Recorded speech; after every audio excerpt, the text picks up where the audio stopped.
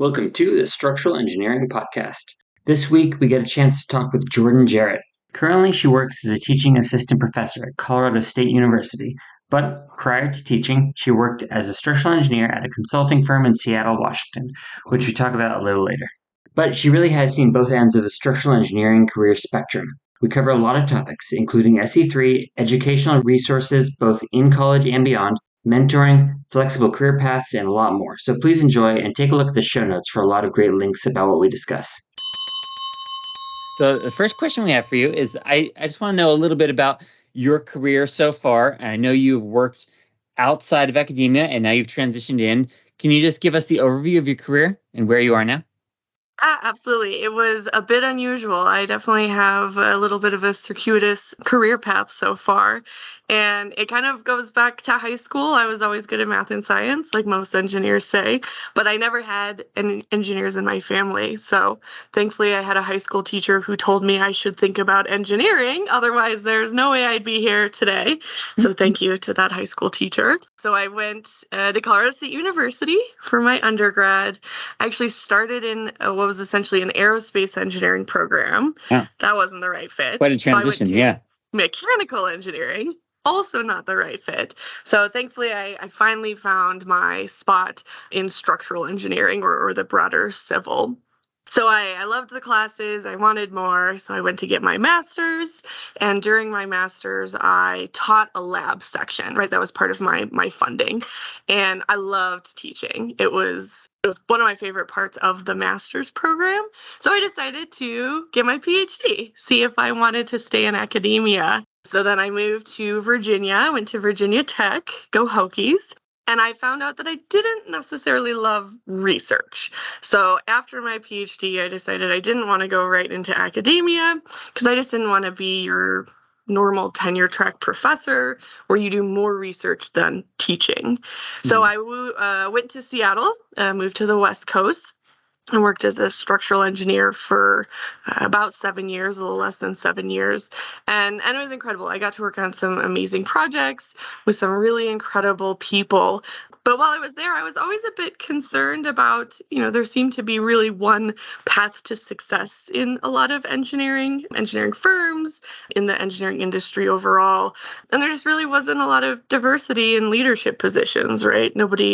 I didn't see myself represented in a lot of these industry leaders. And then COVID hit, right? 2020, lockdown, kind of everything gets exacerbated. And I decided I needed a break.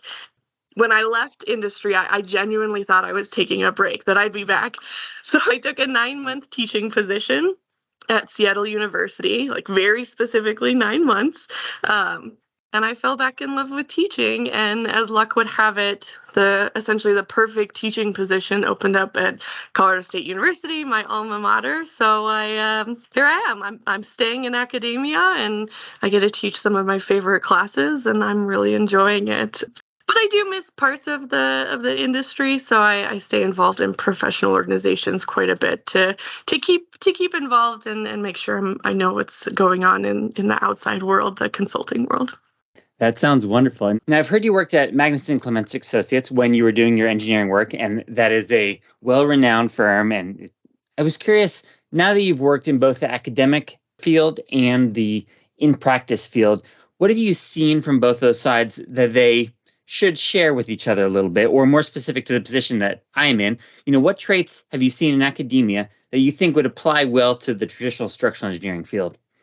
That's a great question. So I think I'll start the other way because I think that's a little easier since I went from industry to academia. Yeah. Things that I tell my students all the time, going out into industry is teamwork and communication skills are so important. So much of your job is working on a team, explaining your ideas to your principal, your project manager, or to your architect or contractor. And without those teamwork and communication skills, it's hard to kind of be successful in that industry. So I wish we set our students up better with those skills, right? Those communication skills than maybe a traditional curriculum does, because it's so focused on technical skills, sometimes we miss how much more you need to be a successful engineer. So I think that's one thing that academia could learn for industry, is spending more time developing those like interpersonal skills. The other way, what I think industry should learn from academia is this sort of, and a lot of times we call it growth mindset, but the fact that learning is constant and a process, and we should never stop training ourselves, and that it's okay to make mistakes as you're going, because that's part of the process. And particularly for young engineers, realizing that they don't have all the answers, so they should ask questions. And then for people who are higher up in the organizations, to really foster that sense of like, I want to learn more, and to help your young engineers, grow and be able to make some small mistakes and help them fix it and recover, and that it's just a constant process of learning. And I know as I was starting to transition more to project management work, I mean, that's a totally different job. And I'm like, I'm not trained for this. And so, right, we should keep this idea of training and education going throughout the entire career. And, as you're a younger engineer, embrace that you don't know everything. And then as you're higher in the company, like really help give your younger engineers tools to help them on that growth. So I would say those are the things that I would trade between the two sides if I could. That is wonderful. Yeah. I will definitely have some questions related to mentoring a little down the line, but I want to actually start on SE3 because I know you're involved with that. And I have very little experience with SE3. Structural Engineering, Equity, and Engagement.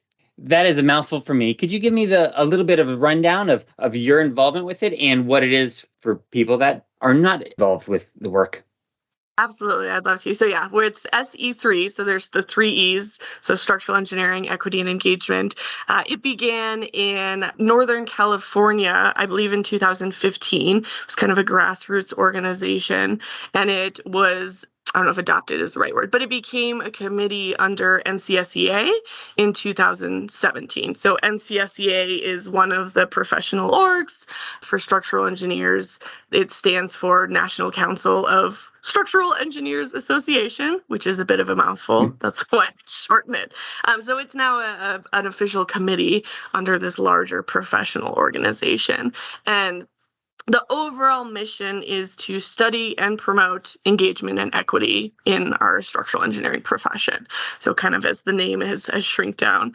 Topics that are general interests, career advancement, compensation, work-life balance, kind of all of those things that contribute to this idea of engagement and equity.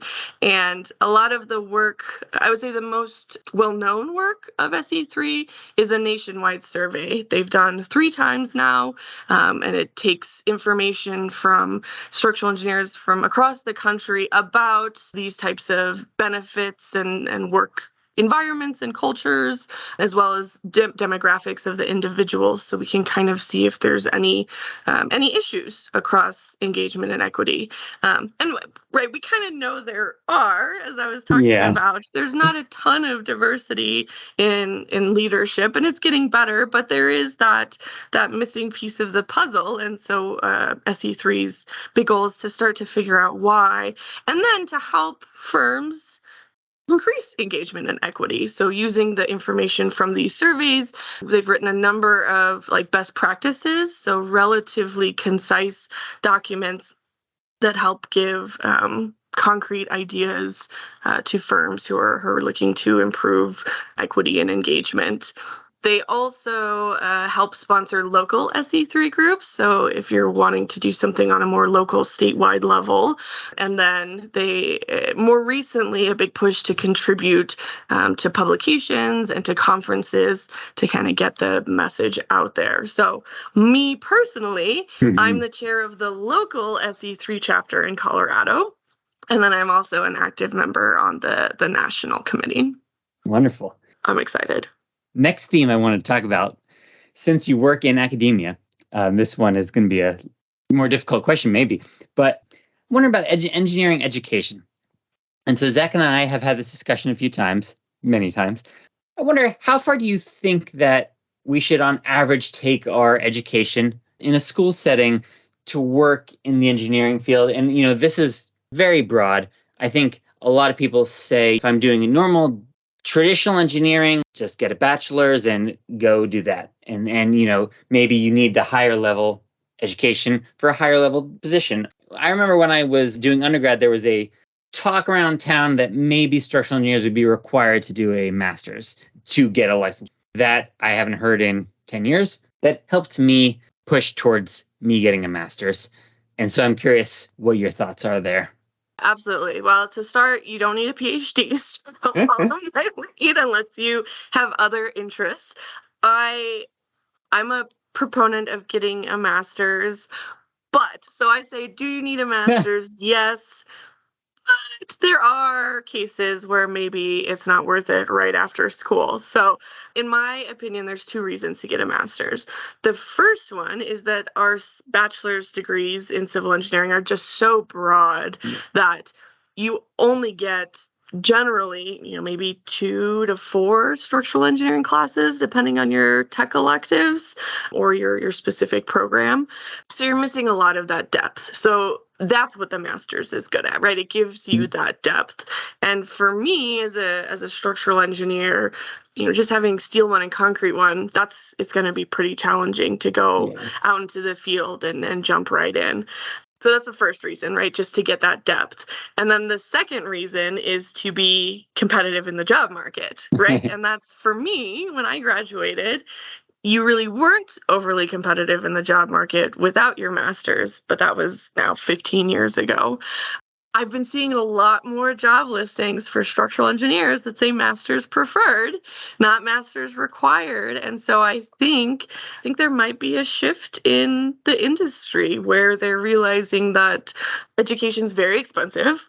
Interest rates on student loans are annoyingly high. So is it worth getting into more debt for something that seemingly your employer could teach you? So if you're competitive in the job market without the master's for the jobs you want, I think that it's not necessarily a requirement to get a master's and the caveat is if you're going to a company that will invest in your training. And kind of going back to this idea of structural engineering firms should want to train you, right? Should want to continue. You don't have that depth, so they're going to need to provide you with that depth. And if you're going to an engineering firm where it's, throwing you into the deep end of the pool, at least the masters will give you that life jacket, right? At least the masters will give you a life jacket. And if you don't have that, it would just be really challenging. So I think it's a company culture as well as what your plans are. Yeah, because I think there's a lot of classes that you don't get.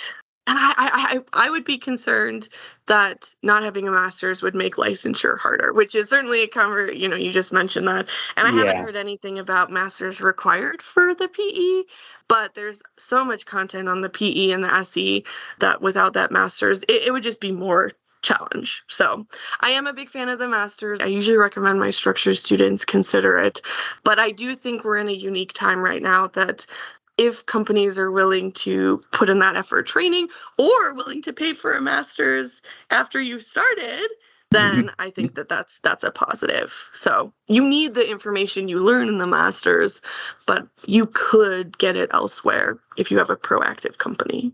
Yeah. And you sort of alluded to this a little bit, but I wonder what your thought on the pace of doing a little bit of work before grad school. And of course, I lean that direction because that is the choice that I made. Do you see a little bit of work time being beneficial for understanding what you learn in the master's or giving more context to it? I've had this conversation quite a bit.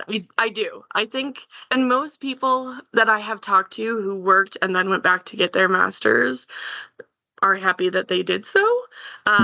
For me, I'm glad I went straight into my master's. And the reason is almost a little silly, but you're used to having a job now. You're used to having money now. And so to go back to now being a student again, it's a pretty rough transition, or can be. So I always tell students, if they want to work first and then go back, you really need to have that as a goal and a commitment, because it's going to be much harder to go back to the student life than it is just to continue it. But I do think having that little bit of time so that you know what you don't know can be really beneficial in a master's. And even internships can help with that, right? If you could get a summer internship, that'll at least start that process. But my only concern with people working first is that idea of, well, now I'm back to making no money, right? Yeah. What do I do? Especially for people who are like starting a family, it can just be really challenging. So individual preference, I think, on that one for sure. Definitely does a slight delay to your normal life tracking. I want to ask about SE licensure a little bit. So how do you think that we should think about this? I know a couple states require it, but not that many, I believe 2. Do you think we'll slowly lean that direction? And this is also going into the will we maybe require a master's? It's the same category. What is your thoughts on how that's moving? So I will be honest, I don't know that I have a sense on where it's moving. I actually just took the SE exam and did not pass, but it was a little bit expected. I didn't quite commit enough time to studying. But I have mixed feelings about licensure. Obviously, we as structural engineers, we have a huge responsibility. We hold the safety and welfare of our communities in our hands. There needs to be something that makes sure that we can provide engineering services that minimize harm to our communities. I don't know if our current system is the best way to show that, right? Taking an exam is not a great way to show you're a good engineer, since we don't take a lot of exams as engineers. So I think that the current system definitely contributes to a reduction in equity and engagement, kind of going back to the SE3. It's a large burden, particularly on working parents, to find that much time to study.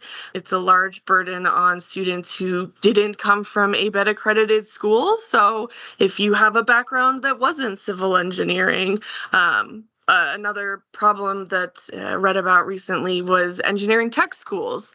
They aren't ABET accredited. And so individuals that come from those schools have a much harder time getting licensed, and Black engineers are 2 times more likely to go to engineering tech schools than ABET accredited schools. So right there, we're having this gap in who's getting licensed and therefore who's being successful in engineering, just based on these requirements. So I think we need to have licensure, absolutely, of some form, but I think it would be good to kind of reimagine our licensure system as opposed to just continuing to require more and more SE licensure. But as I said, I really actually have no idea where the trends are going. So we'll see. We'll see what happens. There. What can we do to promote or experience more educational resources while at work? What is available and the best source of information that you have found? And, we're not advertising for a specific, company providing resources, but general categories here. I found PDH webinars tend to lean towards a specific product, and not really engineering practices in general. So I'm just curious what you found and what maybe practicing engineers can lean into for educational sources outside of school. Great question. And I will be honest, I'm licensed in 3 states and none of them require PDH, which is, I guess, convenient for me. I think our professional organizations are going to be the best place to go for that. And you're absolutely right that the free ones tend to be sponsored, right? They're going to be promoting a specific product, something like that, which can be really helpful if it's a good product, but it often isn't, right? So this is another one of those ideas where firms should be promoting the learning of their engineers and should be providing the financial support, providing the time for your engineers to get these PDHs, to take these webinars that are interesting and beneficial for their future tasks, their future projects. I know that membership with ASCE, so American Society of Civil Engineering, once you have a membership with them, there's 10 PDH webinars or PDH hours included in that membership. Other professional organizations like NCSEA that I mentioned before do webinars pretty frequently. On my local chapters, Structural Engineering Association of Colorado, we put on a lot of webinars or seminars. So they're not free, but if your company is promoting that continuous learning, that growth mindset, hopefully they're sponsoring this. I know AISC, so the American Institute of Steel Construction, they sometimes do these night school seminars or night school series where you'll meet for 4 to 6 weeks or more every night after work.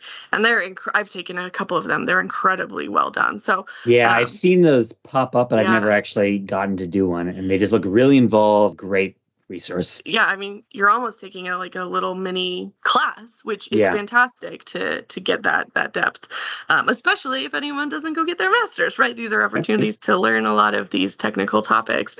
So I think it's really on firms to promote this and provide that financial support and time to continue your growth, because it's good for business, right? It's good when your engineers are knowledgeable and continuing to learn. But professional organizations are going to be, in my opinion, the very best ones to find all these relevant PDHs.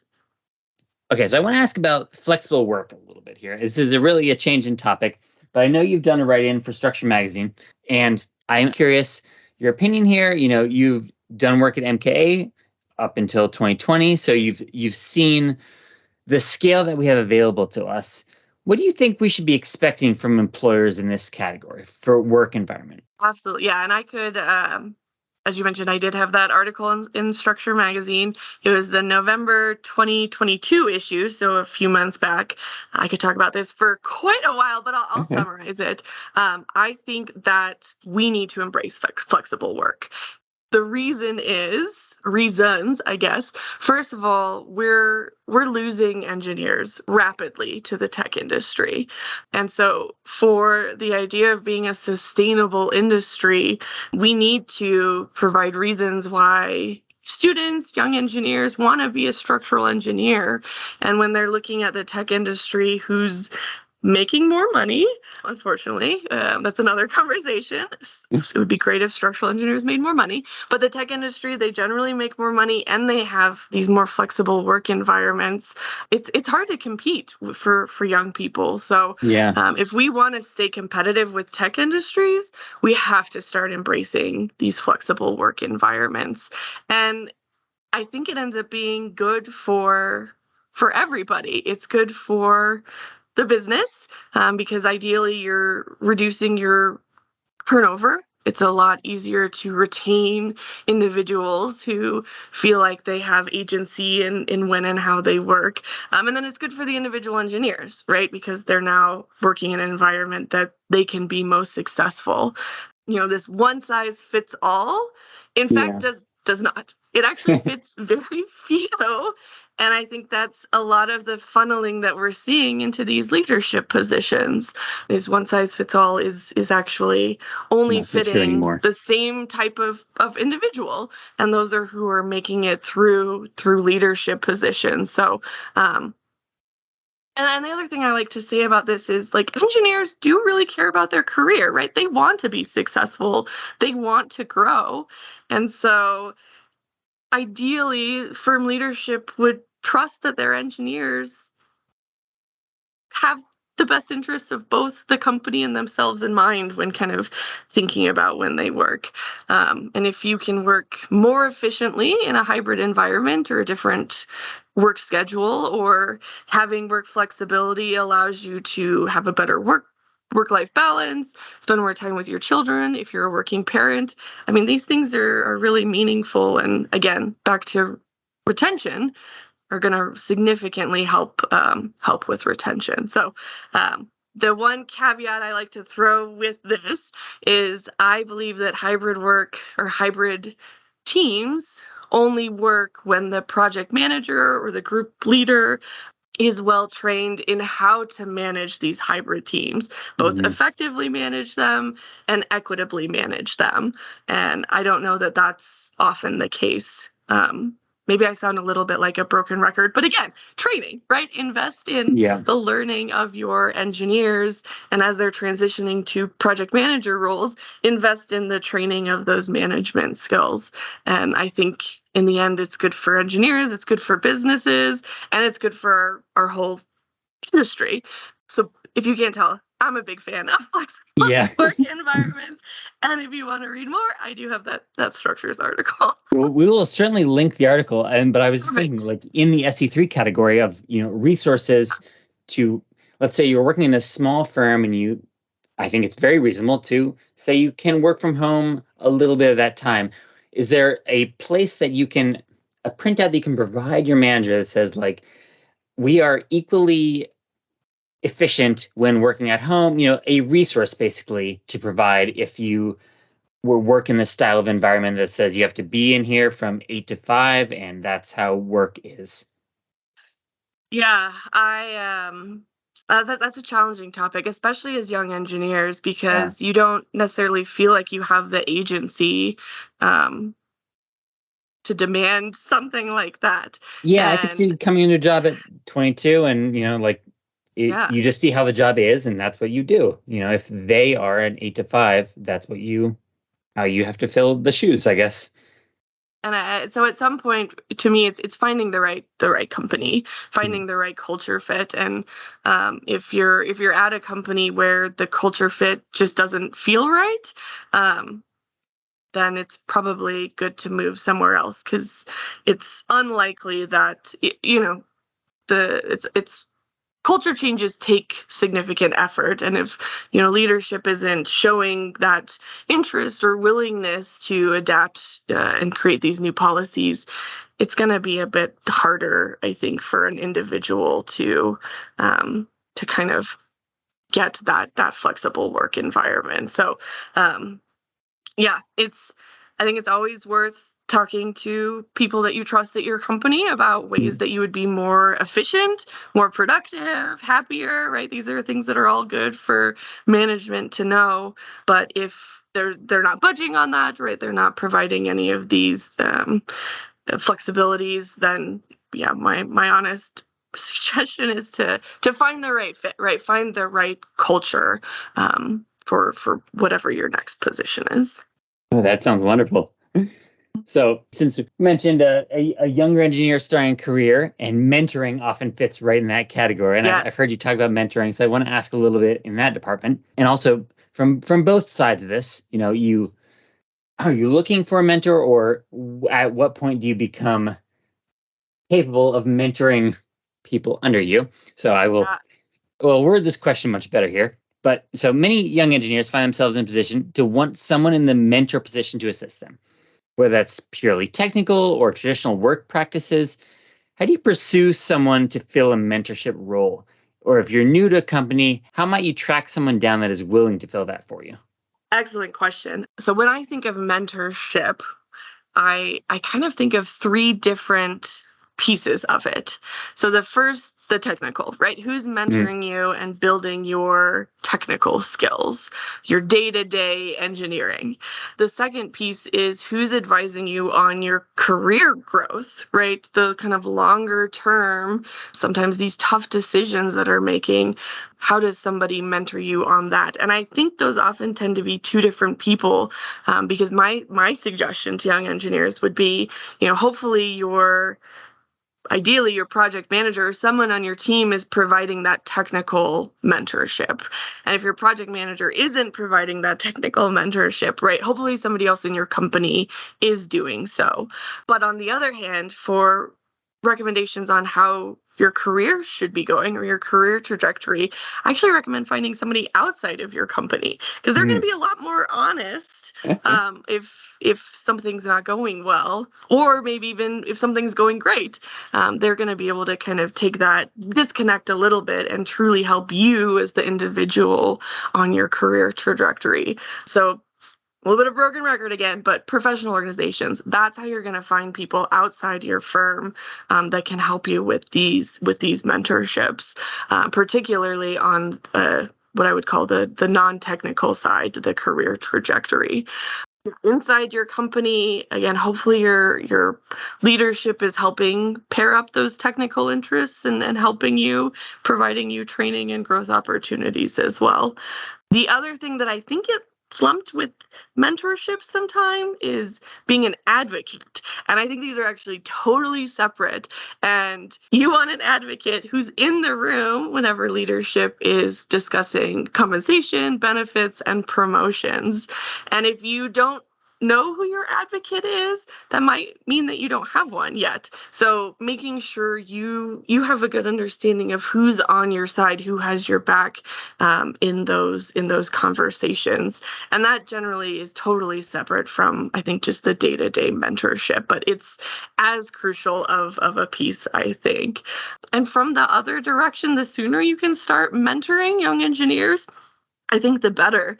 I think most engineers are amazed at how much they learn in the first 2 years, right? You learn so much and you've gained so much information. And a lot of times you become an expert on a little mini topic, and it might not be expert on a bunch of different things, but you're an expert on creating a RAM concept model, or you're an expert on, this portion of construction administration or whatever it may be.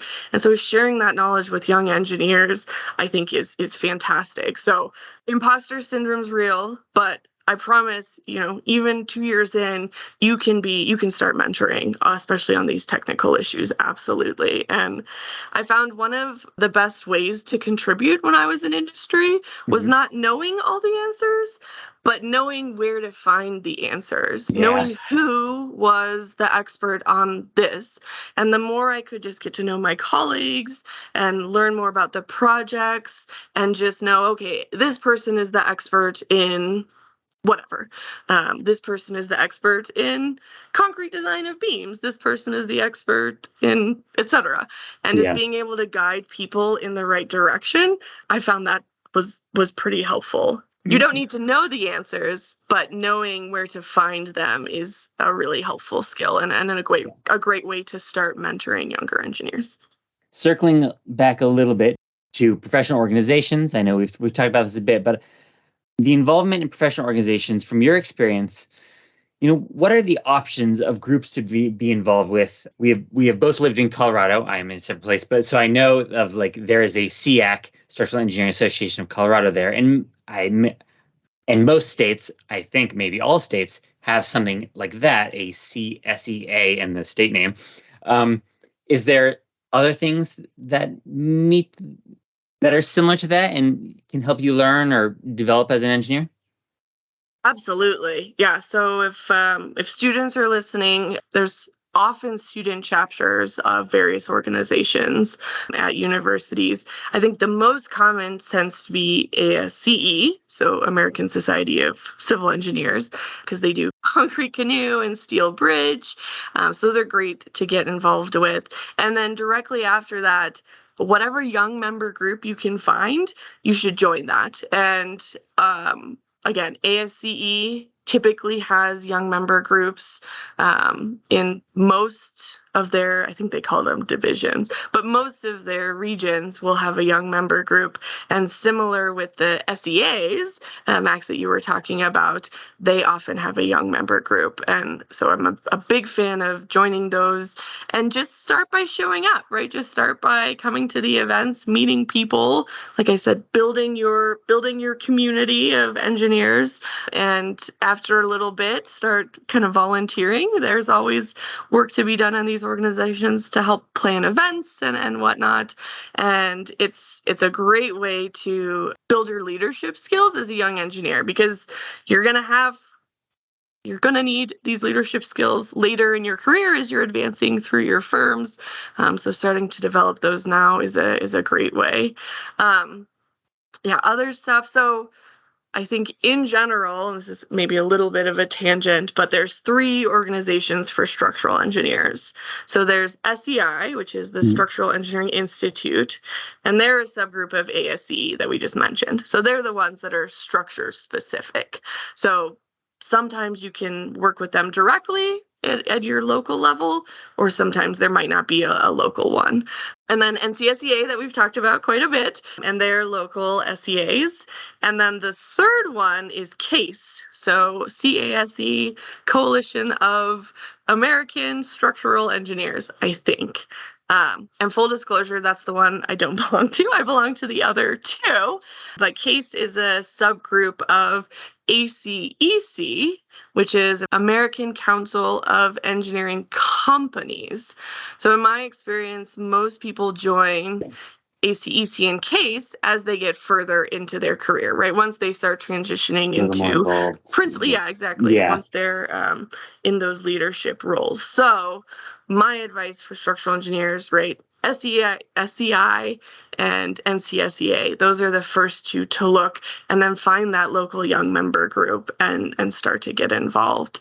That's the best way. And then you'll start, it just snowballs, right? Once you kind of start joining these groups, you often want to join more. I'm a perfect example of someone who maybe went a little overboard on joining professional organizations, because I'm on quite a few committees right now. But it really is, it's just a fantastic opportunity to meet people in the industry and help kind of shape the industry, right? Where do you want to see your industry going, both local and national? It's a great way to get involved. Well, Jordan, thank you so much. I think we're going to have a lot to think about from this, and work experience, education. We covered a lot. So thank you so much for joining us, and we'll talk to you next time. Absolutely. Thank you so much for having me. I enjoyed it.